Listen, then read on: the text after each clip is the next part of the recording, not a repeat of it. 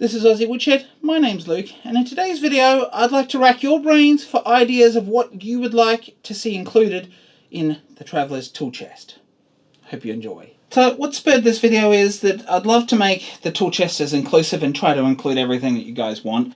Now obviously that's only going to be able to happen to a point, so what we'll do is I'll jump through the design that I've come up with, and then we'll go through some of the inclusions that some of you would like to see. So you can see here I've got this stylized image that I got AI to come up with. And so what we've got here is a top compartment and then two drawers. Each of those drawers are 75mm high, and then is going to have a fascia that goes to 95mm.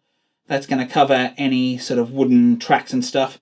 The one thing these drawers are going to be is they're going to be more like a drawer when they're in there, but I'm going to have them as a tray with the bottom attached to them, just so if anything goes wrong, because they can be pulled in and out of the chest, we can replace the bottom easily. So that's going to be a design choice there. We're still going to have dovetails wherever we can include dovetails within this chest. The overall dimensions are 550 wide that you can see here when we look at this design. So 550 wide, 350 deep, and I've got 350 high, but I'll let you know 350 high is the one that's up in the air.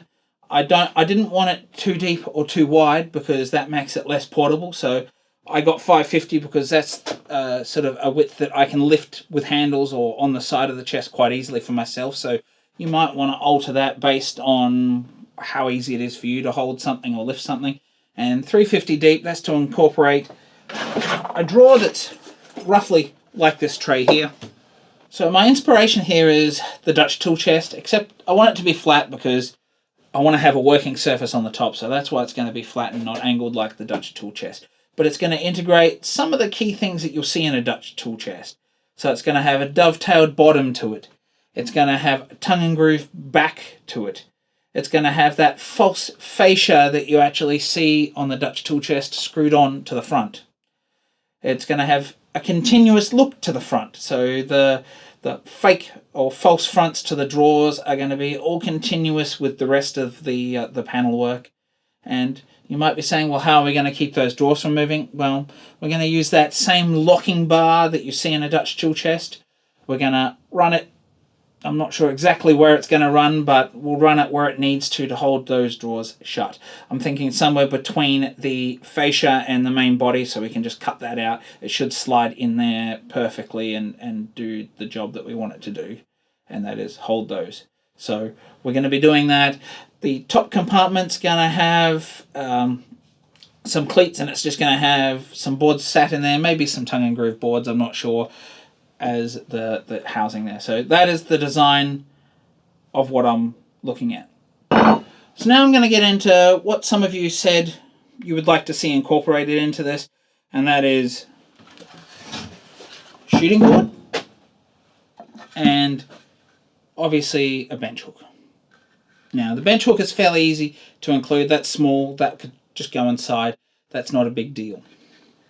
The other thing I wanted to include, and I did mention in the hold down video, and that is integrating a hold fast into the tool chest. So let me just grab a tape measure, which means that if we want to include a hold fast, obviously I've got to work out how to thicken the top or something like that. So if you've got any suggestions, do sound off.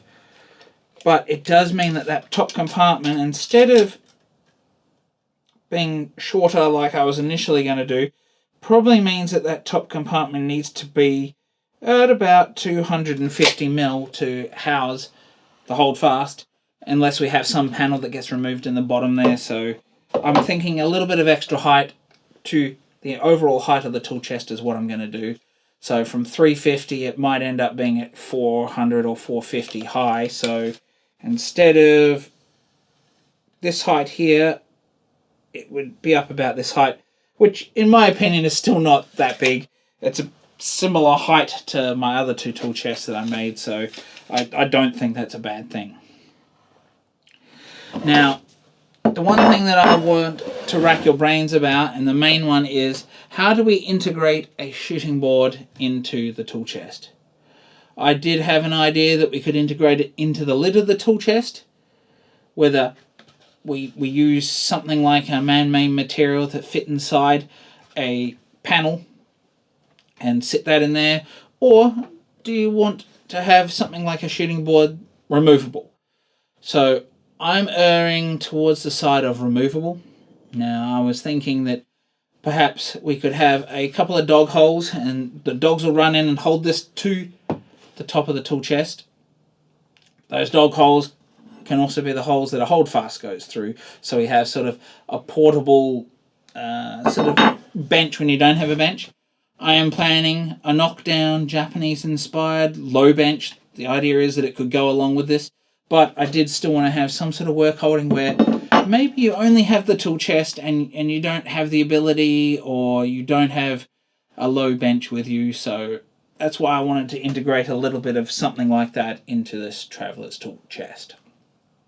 So do sound off down below if there's anything else you would like to have included there, and also what you think about the holdfast and how we can integrate it, and obviously the shooting board and how we could integrate a shooting board, because I think it's very invaluable to have a shooting board with you.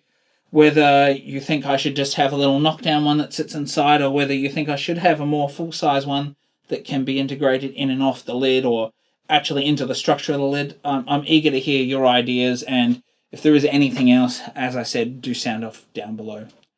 So if you like this video, please do like and subscribe, all of that good stuff. And if you'd like to see the very first video of this video series for the Traveler's Tool Chest, do check out the overview video here. Bye for now.